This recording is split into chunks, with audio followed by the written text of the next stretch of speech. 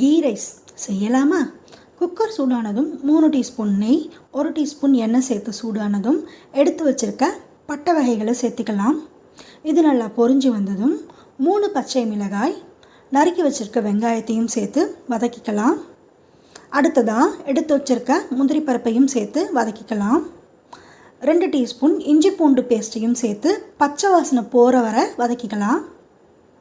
அடுத்ததாக 1 கைப்பிடி புதினா சேர்த்து வதக்கிக்கலாம். நறுக்கி வச்சுருக்க தக்காளியையும் சேர்த்து வதக்கிக்கலாம். இது நல்லா குக்கானதும் தேவையான அளவு தண்ணி சேர்த்துக்கலாம். நான் இங்கே 1.25 டம்ளர் தண்ணி சேர்த்துருக்கேன். இப்போது இந்த டிஷ்ஷுக்கு தேவையான உப்பையும் சேர்த்துக்கலாம். அடுத்ததாக தண்ணி கொதித்ததும் ஊற வச்சுருக்க பாஸ்மதி ரைஸையும் சேர்த்து கொதிக்க வச்சுக்கலாம்.